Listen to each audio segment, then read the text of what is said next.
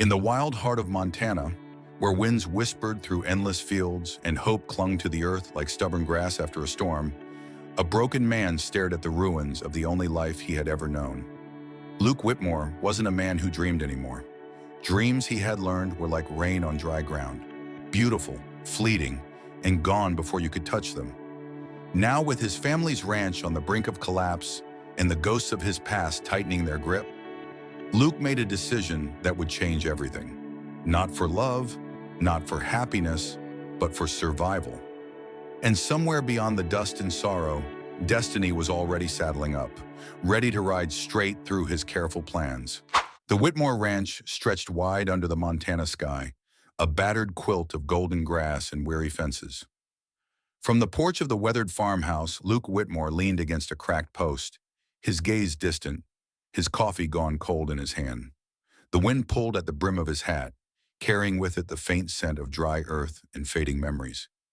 It had been 5 years since the fire, 5 years since he buried his wife beneath a lone cottonwood tree at the edge of the property, and 5 years since the laughter left these fields, leaving only the quiet company of cattle, the creak of saddles, and the hollow ache inside his chest. The ranch had once thrived under his father's stern but steady hand. Cattle drives that paid for winter hay, barn dances that stitched the community together like a patchwork quilt. Now, the barn sat half empty, the dance hall silent, the debts stacking higher than the snowdrifts in January. Luke knew he couldn't outrun time anymore. The land demanded more than one man could give. The bank had been patient, but patience in these parts was as rare as rain in July. Mike Dawson, his foreman and oldest friend, had spelled it out just last week, over whiskey and a game of checkers, neither finished. "You need a partner, Luke," Mike had said, studying the board as if it held answers. "Not just a hired hand, someone who gives a damn whether this place lives or dies." Luke hadn't answered. He'd stared at the checkers, seeing nothing but the red and black pieces blurred by memories. Now, watching a lone cow limp across a barren field, he finally admitted what he'd fought for too long. He couldn't do this alone, not anymore. Marriage. The thought scraped against his pride like sandpaper. Not for love. He had loved once. It had burned too hot, too bright, and left him with nothing but ashes. No, this would be a different kind of bond. A practical partnership. A woman who understood the bargain. Work, loyalty, stability. He wasn't fool enough to believe in second chances. He drained his coffee, grimacing at the bitterness, and turned toward the house. Inside, the old oak desk in the corner of the living room still bore the scars of 1,000 contracts and cattle sales. Luke pulled a notepad from the drawer and stared at the blank page. He didn't need love. He needed a Whitmore ranch strong enough to outlive him. And maybe, just maybe, a little bit of hope stitched into the worn fabric of his life. He jotted down a list. Strong character, good with animals, understands hard work. No illusions. Across town, he'd heard about a new face, someone the townsfolk spoke of in half-worried, half-awed whispers. A woman not from these parts, carrying her own battles, her own scars. A veterinarian, tough as boot leather but kind in ways most forgot to be. Eliza Bennett. Luke set down the pencil, staring out the window at the sinking sun. It wasn't much of a plan, but it was all he had, and in the fading light of a lonely Montana evening, that had to be enough. The Bennett name wasn't old in Montana, but Eliza carried herself like a woman born of the land. Shoulders squared against the wind, eyes sharp as a hawk circling high above the plains. She hadn't come west to chase dreams of gold or grand adventure. She came because it was the only place left that felt big enough to hold her grief without it spilling over the edges. When the offer came to take over the rundown veterinary practice in Cedar Creek, she packed what little she owned into a battered pickup and left behind a town full of whispered condolences and empty futures. Montana didn't ask questions. Montana simply opened its wide, raw arms and let her disappear into the wind. The townsfolk didn't know much about her, and that was just how Eliza preferred it. They saw a woman who fixed sick horses with steady hands and stitched up ranch dogs without charging more than folks could afford. They didn't see the wedding band she still wore on a chain under her shirt, or the nights she sat awake listening to the storms roll across the plains, wondering if the world was trying to scrub her clean or bury her for good. That morning, she was elbow deep in a cantankerous mare's side wound when the knock came on the clinic's back door. "Be right there," she called, cinching the final stitch tight. The mare huffed but stood steady, trusting her in that quiet way animals sometimes did better than people. Eliza wiped her hands on a rag and pulled the door open. Luke Whitmore stood on her step, his hat in one hand, the other braced on the door frame like he might turn and bolt at any second. Up close, he was taller than she remembered. Broader, too. A man shaped by years of hard work, sun, and grief that left grooves around his mouth and eyes. There was a steadiness about him, the kind that could anchor a storm or weather it without flinching. "Mr. Whitmore," she said, surprised but careful, "you lost a cow?" He gave a dry huff that might have been a laugh in better times. "Not today." He hesitated, shifting his weight like a man preparing to lift something heavy. When he spoke, it wasn't with flowery words or rehearsed charm. It was plain, honest, heavy. "I'm looking for a partner," he said. "Someone strong, practical, no illusions." Eliza blinked, the words sinking in slowly, like rain into dry soil. "A partner," she repeated. He nodded once like he was hammering in a fence post. Not, not romance," he said, the words catching in his throat before he shoved them out. "A marriage, of necessity." The clinic's old refrigerator buzzed in the silence between them. Eliza leaned against the doorframe, studying him. Marriage. The word should have felt absurd, should have made her slam the door or laugh in his face. But it didn't. It slid into the broken spaces inside her and settled there. Strangely, right. What did she have here, really? A crumbling clinic, barely enough income to keep the lights on, a town that would forget her name the minute she left. And yet, behind Luke's awkward words, she saw something unexpected. Respect, not pity, not empty promises, just a battered man offering her a place beside him, carved out with hard work and grit. She thought of the horses still needing care, the stray dogs no one else would treat, the little boy who came every week with his three-legged cat and big dreams of being a vet someday. Without a stable place, she'd lose all of it. "What exactly are you offering?" she asked, crossing her arms. Luke set his jaw, meeting her gaze squarely. "Half the ranch's profits, full say in your work. Room to run your practice out of the old East barn if you want it. Shared responsibility." He paused, then added gruffly, "Shared life. But separate, if that's what you need." Eliza looked past him, out to where the fields rolled out under a bruised sky. She could almost see it, this new life, stitched together out of scraps and stubbornness. Not pretty, not easy, but real. "You don't know me," she said finally. "I know enough," Luke said simply. "You work hard. You don't scare easy." A smile tugged at the corner of her mouth despite herself. "No promises," she said, holding out her hand. "No expectations," he agreed, taking it. His hand was rough, calloused, steady, not soft like a dream, solid like a foundation. And somewhere deep inside, under the ashes of everything she thought she'd lost, something flickered.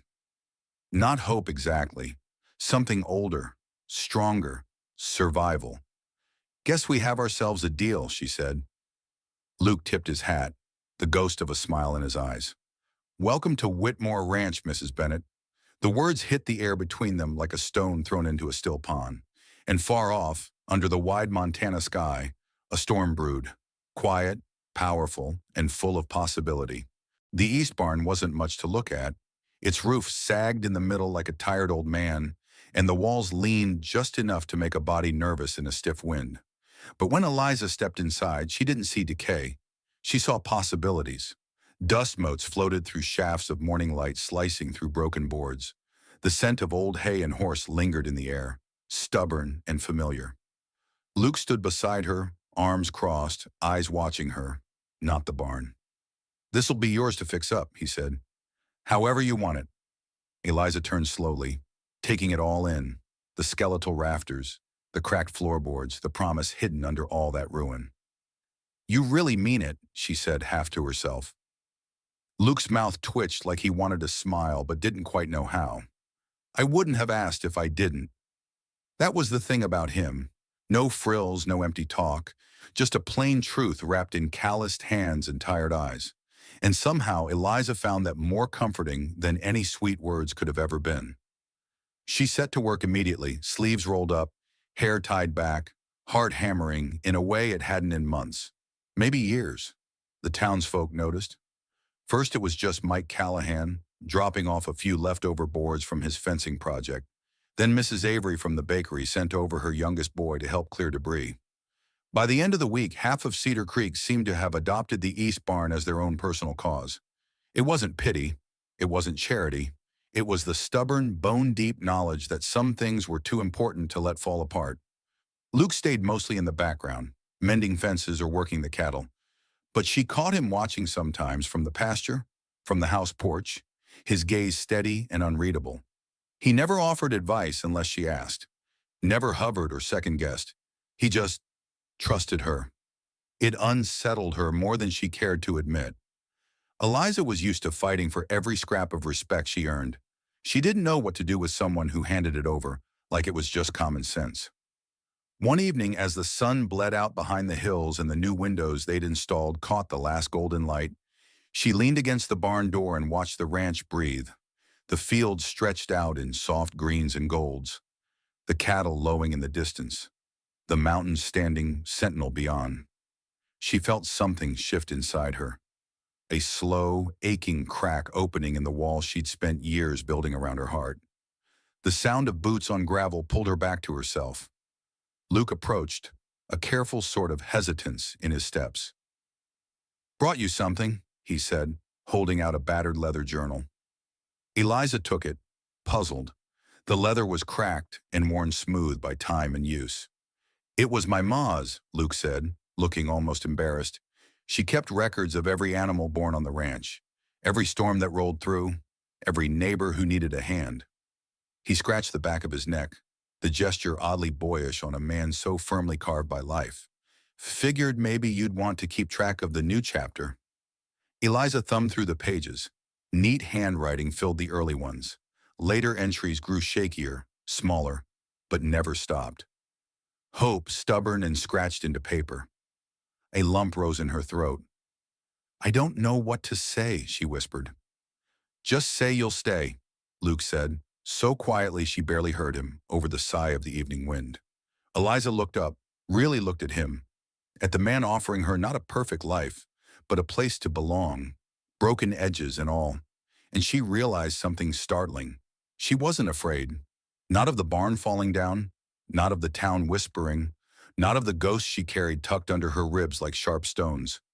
Because maybe, just maybe, healing didn't mean forgetting. Maybe it meant building something stronger from the ruins. She smiled then, slow and sure. "I'll stay," she said. Luke's shoulders sagged with relief, like a man setting down a burden he hadn't realized he was carrying.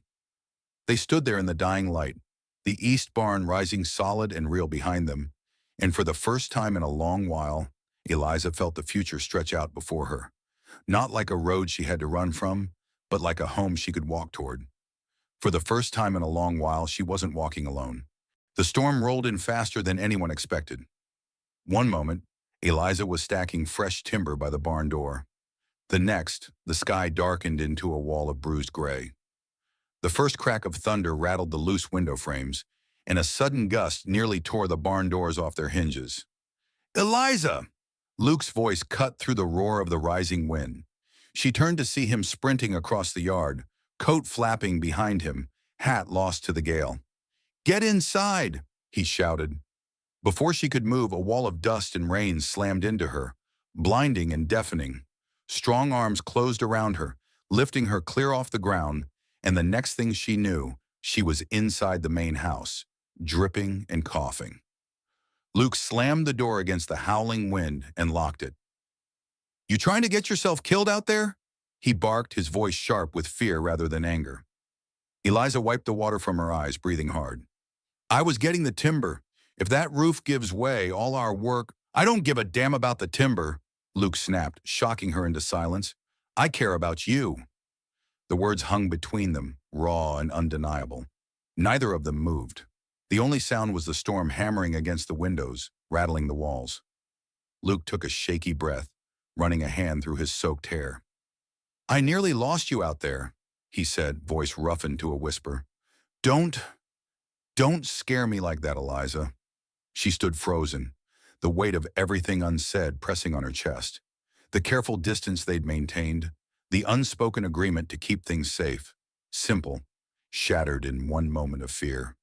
Slowly, she crossed the few feet between them. "I'm right here," she said quietly. "You didn't lose me." Something broke in Luke's expression, a crumbling of that quiet, grim stoicism he wore like armor. His hand lifted hesitantly, brushing a strand of wet hair from her forehead. The touch was feather-light, almost reverent. "You're soaked," he muttered. "So are you," she replied, a smile tugging at her lips despite the adrenaline still buzzing in her veins. They stood there dripping on the hardwood floor, the world outside coming apart at the seams, and somehow it felt like the safest place she'd ever been. The lights flickered and went out, plunging them into a soft, uncertain darkness. Luke cursed under his breath. "Generators out. Figures." Eliza laughed, a short, breathless sound, and Luke stared at her like he'd never heard anything sweeter. "Come on," he said gruffly. "There's a fireplace in the sitting room. Let's get you warm before you catch your death." They stumbled their way through the dim house, Luke guiding her by the hand. In the sitting room, he knelt by the hearth, coaxing a reluctant fire from damp kindling. Eliza watched him, the play of shadows across his face, the stubborn set of his jaw. A man who built things, protected things, fought for what he cared about, even if he didn't always know how to say it. The fire caught, throwing a warm glow across the room. Luke stood and turned toward her, and for a long moment, they simply stared at each other, the storm forgotten. "Why did you really offer me the East Barn?" Eliza asked, voice soft.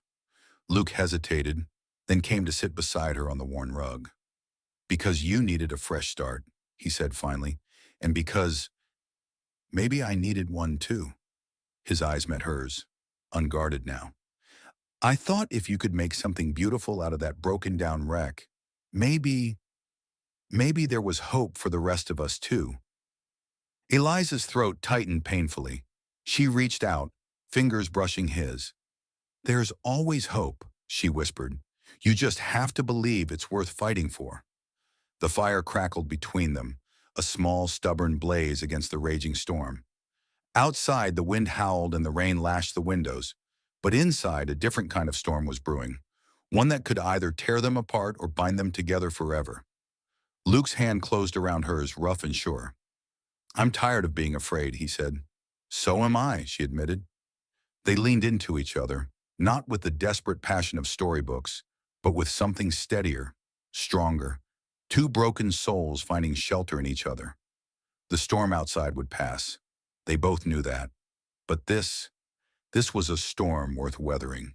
But this was a storm they would brave, hand in hand, heart to heart. The morning after the storm, the world outside looked battered but unbroken. The eastern pastures glistened under a fragile dawn, the mud-drenched fields steaming as the sun rose. Broken branches and scattered debris dotted the landscape. But the ranch house still stood, the barn still held, and, most importantly, so did they. Eliza stepped onto the porch, Luke close behind her, his hand brushing the small of her back like a silent promise. The air smelled fresh, raw, like something new had begun. "Storm didn't take us down," Luke said, surveying the damage. "Neither did everything else life threw at you," Eliza replied quietly. He glanced at her then, a quick, searching look, as if trying to memorize her standing there, barefoot on his porch, hair tousled by the soft wind, eyes lit by something fierce and unshakable. "You don't give up easy," he said. "I learned from the best," she teased, bumping his shoulder lightly with hers. Luke chuckled, a low, rough sound that warmed her more than the morning sun. "I have to check the southern fence lines," he said after a moment. "Some of the cattle might have gotten through." Eliza nodded. "I'll stay here. Start cleaning up the yard. We've got a long day ahead." He hesitated, then reached out, tilting her chin up to look at him fully. "You sure?" Eliza smiled. I'm tougher than I look. Luke's thumb brushed her cheekbone once, tender and fleeting. Yeah, he murmured. You are. And then he was gone, mounting his horse and riding toward the horizon, a silhouette of purpose against the newborn sky. Eliza watched him until he disappeared beyond the trees, heart tight with something dangerously close to hope. Hours later, the ranch buzzed with life. Hands worked side by side, hauling debris, fixing fences, salvaging what they could. Laughter mixed with shouted instructions, a symphony of stubbornness and survival. Eliza worked among them, her sleeves rolled up, boots caked in mud, muscles aching in the best possible way. This was more than rebuilding a ranch. This was reclaiming a future. As she stooped to gather a fallen shutter, a battered truck pulled into the yard, kicking up dust. Eliza squinted against the glare, heart skipping when she recognized the figure that stepped out. Sheriff Dobbs. Not alone either. Marla Bennett, the town's busiest gossip and unofficial queen of the social committee, climbed down from the passenger side, smoothing her prim skirt with fastidious hands. Eliza wiped her hands on her jeans and approached, wary. Mornin', Miss Eliza, Dobbs said, tipping his hat. Mornin', Sheriff. What brings you out here? Marla spoke first, voice syrupy and sharp all at once. We heard about the storm. Thought maybe the community could lend a hand. Her eyes darted to the eastern barn, the one Eliza had claimed and begun restoring before the storm had put everything on hold. It was battered but still standing. A miracle. Eliza folded her arms. Appreciate the concern. Marla pressed on, oozing false sympathy. Thing is, some folks were wondering whether it's proper for you to be living out here, alone, with Luke Dawson. No wedding band in sight. The words sliced sharper than any knife. Behind her, the ranch hands had gone still, the easy rhythm of their work interrupted by the unmistakable stink of trouble. Eliza forced herself to stay calm. You came all this way to inspect my ring finger? Dobbs shifted uncomfortably. Eliza, you know how small towns are. Folks talk. Luke's truck appeared at the end of the drive, his return perfectly timed. He swung down from the cab, mud splattering his boots, and stalked toward them with a thundercloud expression. What's this about? He demanded. Marla straightened, a vulture scenting blood. Just expressing concern, Mr. Dawson, about appearances, about propriety. Luke's hands curled into fists at his sides, but he didn't lash out. Instead, he turned to Eliza. You tired of fighting these battles alone? He asked, voice steady and loud enough for everyone in the yard to hear. Eliza blinked, thrown off by the sudden intensity in his gaze. You want to keep pretending this isn't real?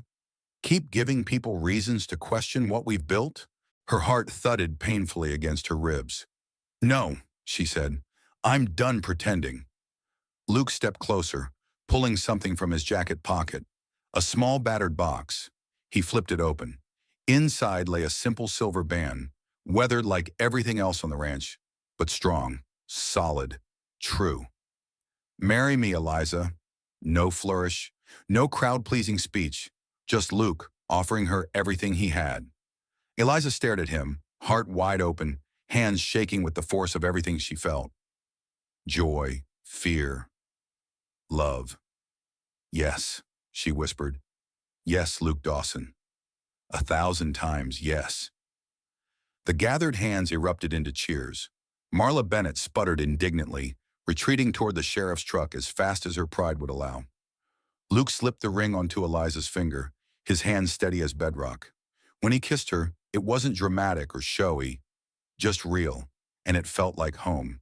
The storm had broken more than fences. It had broken open two stubborn, lonely hearts.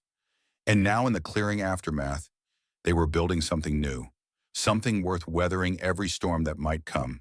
The wedding wasn't grand. No lace-draped aisles, no orchestras swelling in the background.